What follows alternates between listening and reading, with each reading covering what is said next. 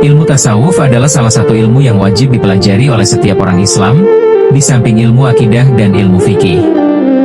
Secara istilah tasawuf adalah ilmu untuk mengetahui sifat-sifat hati, baik sifat yang terpuji maupun sebaliknya, sifat tercela. Pokok dari pembahasannya adalah perbuatan-perbuatan hati dan indera dari segi cara menyucikan dan menjernihkannya. Manfaat dari mempelajarinya adalah dapat membersihkan hati dari sifat-sifat tercela dan dapat bermarifat kepada Allah dengan zauq, dan selamat di akhirat dengan keberuntungan dan keridaan dari Allah Ta'ala.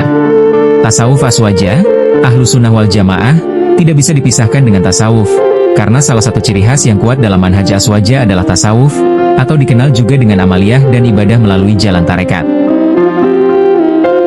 Pada zaman Rasulullah Shallallahu Alaihi Wasallam masih hidup, istilah aswaja sudah pernah ada tetapi tidak menunjuk pada kelompok tertentu atau aliran tertentu. Yang dimaksud dengan ahlu sunnah wal jamaah adalah orang-orang Islam secara keseluruhan. Ada sebuah hadits yang mungkin perlu dikutipkan terlebih dahulu.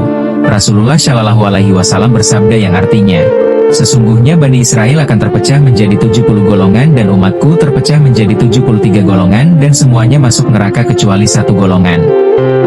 Para sahabat bertanya, siapa yang satu golongan itu? Rasulullah Shallallahu Alaihi Wasallam menjawab, yaitu golongan di mana aku dan sahabatku berada. Tasawuf aswaja adalah ilmu yang mempelajari tentang cara mencapai kesucian jiwa dan kebersihan hati melalui jalan yang benar dan sesuai dengan ajaran Islam. Tasawuf aswaja berfokus pada pengembangan spiritualitas dan moralitas individu untuk mencapai kesempurnaan sebagai hamba Allah. Tasawuf aswaja merupakan suatu ajaran tasawuf yang berbasis pada Al-Quran dan hadits, serta mengacu pada konsep aswaja, yang berarti jalan tengah atau jalan moderat. Ajaran ini berfokus pada penyucian jiwa, menjernihkan akhlak, serta membangun dhahir dan batin untuk dapat memperoleh kebahagiaan abadi.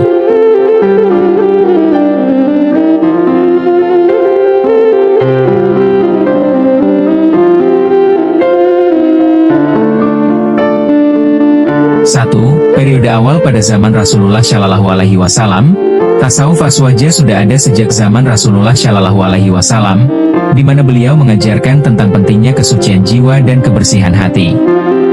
Di mana para sahabat Nabi seperti Abu Bakar dan Umar bin Khattab memiliki praktik spiritual yang mendalam. Dua zaman sahabat. Setelah wafatnya Rasulullah Shallallahu Alaihi Wasallam, sahabat-sahabatnya seperti Abu Bakar, Umar, dan Ali bin Abi Thalib terus mengembangkan ajaran tasawuf aswaja.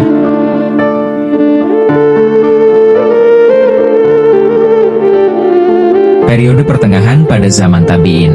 Pada abad kedua Hijriah, tasawuf aswaja mulai berkembang lebih luas melalui ajaran para tabi'in seperti Hasan al-Basri dan Rabi'ah al-Adawiyah. Periode modern pada zaman Imam Ghazali. Pada abad kelima Hijriah, Imam Ghazali menulis kitab Ihya Ulum al-Din yang menjadi salah satu referensi utama tasawuf aswaja. Tasawuf aswaja mulai berkembang sebagai suatu ajaran yang lebih moderat dan toleran. Para ulama seperti Syekh Abdul Qadir Al-Jailani dan Syekh Ibnu Ajibah memiliki peran penting dalam perkembangan tasawuf aswaja.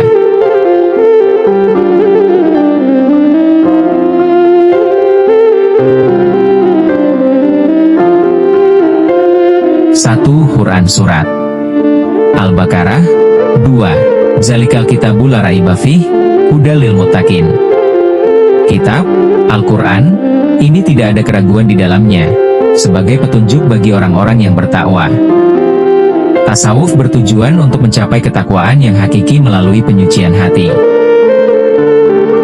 2. Quran Surat Asy-Syu'ara 88-89. Yaumala yanfa'u malu wala banun illa man atallaha biqalbin salim.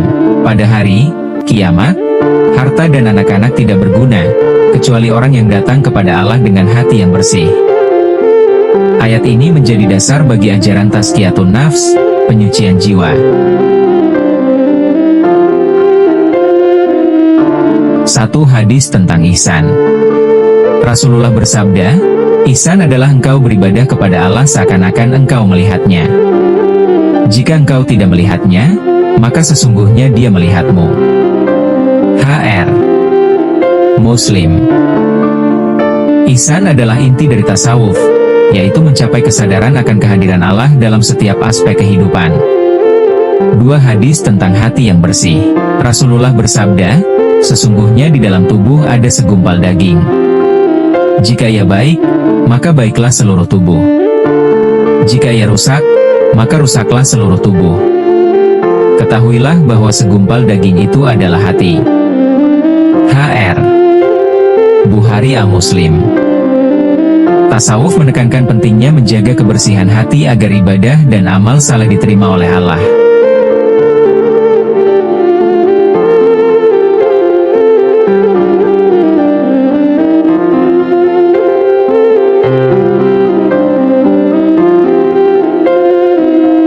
Berikut ini adalah beberapa pokok pembahasan tasawuf aswaja. 1. Ma'rifah, pengenalan diri sendiri dan Tuhan Yang Maha Esa. 2. Taubah, pengakuan dosa dan permohonan ampun kepada Allah. 3. Zikir, mengingat Allah dan mengucapkan kalimat-kalimat yang baik. 4. Sabar, menahan diri dari hawa nafsu dan menghadapi cobaan dengan sabar. 5. Syukur, mengucapkan syukur kepada Allah atas nikmat yang diberikan.